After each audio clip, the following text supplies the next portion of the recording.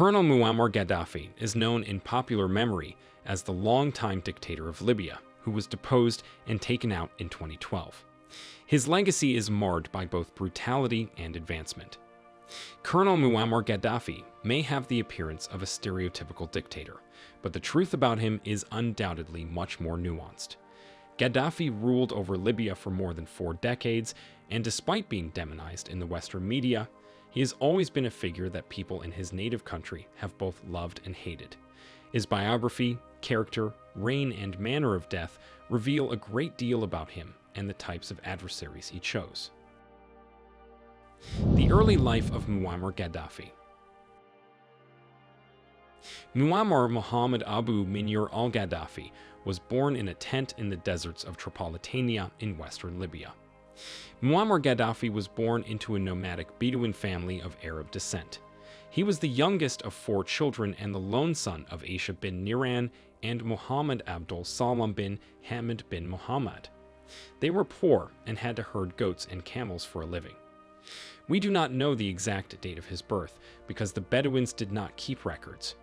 The negative effects of colonialism on his early life and family history played a significant role in forming his worldview. His paternal grandfather was taken out in the 1911 Italian invasion before he was even born. Libya, an Italian colony when he was born, saw a number of significant battles during the Second World War's desert campaigns. After the war, Libya was occupied by French and British forces. Libya gained its independence in 1951 as the United Kingdom of Libya under the autocratic rule of King Idris, a pro-Western monarch. Gaddafi's family struggled financially, and education was not free. Nevertheless, Muammar was sent to school. He was a diligent young man who understood the financial hardship attending school caused his family. He worked hard, moving up 6 grades in just 4 years. During the evenings, he would sleep on the floor of a mosque, and on the weekends, he would walk 20 miles to visit his grandparents. Gaddafi was enrolled in a secondary school after excelling in primary school, a privilege neither of his parents had. His family relocated to south-central Libya, where his father served as a tribal chief's caretaker. Gaddafi encountered a variety of ideologies at school, where many of his instructors were Egyptian. He was a great admirer of Egyptian President Gamal Abdel Nasser and shared many of his ideologies and political views. After completing his education, Gaddafi developed strong political opinions and backed socialist and nationalist Arab ideologies. He disapproved of Zionism, colonialism, and neo-colonialism, as well as Western imperialism. In October 1961, Gaddafi started participating in politics and organized a protest against Syria's decision to leave the United Arab Republic. Muammar Gaddafi enlisted in the military and enrolled at the Royal Military Academy in 1963. He was extremely dissatisfied with the British influence, and while serving in the military, he began to form the Central Committee of the Free Officers Movement, a revolutionary organization. He was given a special assignment in England in 1966. He also learned English during this time. His experience made him appreciate the value of his own country's culture, and he later claimed that he disliked England. Gaddafi seizes power in 1969. In Libya, King Idris' rule had fallen out of favor significantly during the 1960s. Arab nationalism was on the rise, and corruption had undermined his authority. Riots broke out in Tripoli and Benghazi after Libyans began to protest the government's support of the West. Following Egypt's defeat in the Six-Day War, many Libyans felt sympathy for Egypt, and Egypt-related protests spread widely. The CIA anticipated a coup attempt because there were numerous revolutionary groups in the military. However, they did not anticipate it to originate with Muammar Gaddafi's Free Officers Movement. While the king was away, Gaddafi began to carry out his plan to seize control of important facilities like airports, police stations, and government buildings. They faced little opposition during the 1 September Revolution, as it was later called. Crown Prince Sayyid Hassan ar-Rida al-Mahdi, as Senussi was detained and made to give up power.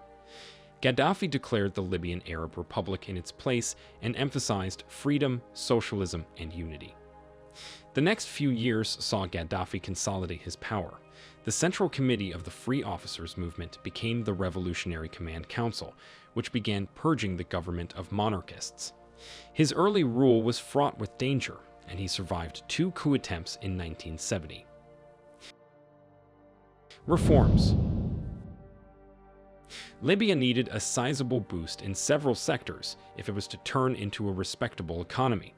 His new government launched a green revolution to transform the agricultural sector.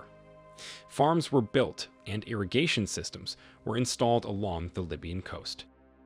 However, Gaddafi's focus on the oil sector completely changed the nation's economy. 51% of the operations of all foreign oil producers in the nation were nationalized. Libya's per capita income surpassed that of industrialized nations like Italy and the UK in 1979. The revenue from this business was used to fund social welfare initiatives like improving healthcare, education, and housing. Malaria was eradicated. Adult literacy initiatives and free university education were put into place, along with mandatory education. Muammar Gaddafi quickly won the hearts of the Libyan people thanks to these programs, which were wildly successful. The Popular Revolution. Gaddafi began the Popular Revolution on April 16, 1973, with goals resembling those of the Cultural Revolution in China. He developed the Third International Theory as the foundation for the Popular Revolution. He proposed an Islamic superstate made up of third world nations to lead Islam against the imperialist pursuits of its enemies and rejected both the United States and the Soviet Union as imperialists. He nevertheless kept much closer ties with the Soviet Union than with the United States. Gaddafi outlined the principles and laws that would govern Libya and the Libyan people in his Green Book, which was composed of 3 compact volumes. But not everyone was content. Many of his RCC allies were unhappy with the increase in foreign aid spending. In 1974, a few people, including Umar Muheshi, one of his RCC co-workers, started preparing for a coup against Gaddafi. When their scheme was discovered in 1975, Muheshi fled, while many of his fellow conspirators were apprehended and put to death. After that, anti-revolutionary elements were removed from the military. Protests also erupted as anti-Gaddafist students clashed with police and pro-Gaddafist students, while privately owned Islamic colleges and universities were shut down in an attempt to control religion in the country and eradicate conservative anti-Gaddafist clerics from office. Gaddafi lost his friendship with Egypt during this period of complicated international relations, but he did make new allies in Pakistan, Zaire, and Uganda under Idi Amin. Israel downed Libyan Arab Airlines Flight 114 in 1973 after it erred and flew into its airspace during a sandstorm. Gaddafi accused Egypt of failing to do enough to stop the catastrophe. He also criticized Egypt for leaving Libya out of the preparations for the Yom Kippur War in 1973. Gaddafi abolished the Libyan Arab Republic in 1977 and replaced it with the Great Socialist People's Libyan Arab Jamahiriya, which was formally a direct democracy. Despite the government's best efforts to provide all Libyans with amenities, particularly housing, many civil liberties were taken away, and the media came directly under the revolution's control. Gaddafi was the target of plots by opponents of the state and the revolution both inside and outside of Libya. Gaddafi took extreme measures, employing hit squads to take out numerous dissidents who were residing in Europe. Growing conflict he had with the West. Libya had experienced an economic downturn in the early 1980s as a result of the drop in the price of oil and the resulting reduction in revenue. Gaddafi found it difficult to maintain his security following several unsuccessful military operations and the new Reagan administration's hardline stance, which openly incited demonstrations in Libya. The U.S. held military exercises in the Gulf of Sirte on the border of Libyan territory and ended up shooting down 2 Libyan jets. Following that, the U.S. leveled numerous accusations of involvement in destruction and even an attempted takedown of Ronald Reagan. All of these accusations were never backed up by solid evidence. The US military conducted military drills in the Gulf of Sirte, once more sinking 2 Libyan vessels this time. After accusing Gaddafi of being responsible for the 1986 destruction of a disco in Berlin, the US decided to attack Libya with airstrikes, which resulted in the termination of over 100 people, including Gaddafi's adopted daughter. Gaddafi was charged with carrying out the Lockerbie destruction in 1988, which resulted in the destruction of a passenger airliner and the deaths of 270 people. Sanctions from the international community followed, and despite pursuing a pan-Arab mission to unite many Arab countries, Libya found itself increasingly isolated. The nation was engulfed in uprisings and riots, and Gaddafi also felt increasingly threatened in his own nation. In spite of international outrage, the UN lifted many sanctions against Libya after Gaddafi allegedly handed over the alleged perpetrators in the late 1990s. Muammar Gaddafi's last years. Gaddafi tried to strengthen his ties with Europe in the 2000s by taking a more diplomatic stance. He also supported creating a military alliance between African nations to compete with NATO and the idea of a united Africa. Gaddafi implemented economic reforms in Libya that resulted in the privatization of numerous industries and the opening of trade with former adversaries. However, he persisted in his rhetorical attacks on the US. Revolts broke out in the nation in 2011, influenced by the Arab Spring, which saw the fall of Hosni Mubarak in Egypt and Zayn al-Abidine Ben Ali in Tunisia. In response to these demonstrations, Gaddafi launched a crackdown that alienated many people within his own government. Revolts turned into rebellions and then into a full-scale civil unrest. Accusations of crime saw sanctions again imposed on Libya, and NATO conducted an airstrike that took out Gaddafi's youngest son and 3 of his grandchildren. Rebel forces in Sirte took him out after NATO warplanes destroyed Muammar Gaddafi's convoy on October 20, 2011. His cadres and his body were thrown into the air as a spectacle. He was eventually laid to rest in an unmarked grave in the desert.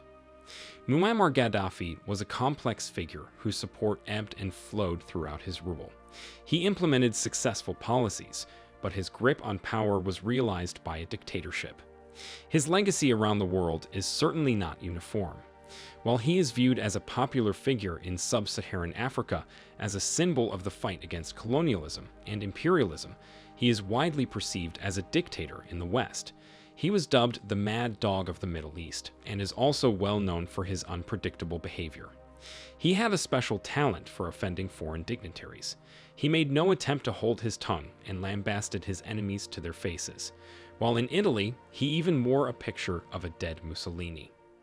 Following his death, Libya fell into chaos, with open slave markets and a new civil war that raged for another 6 years.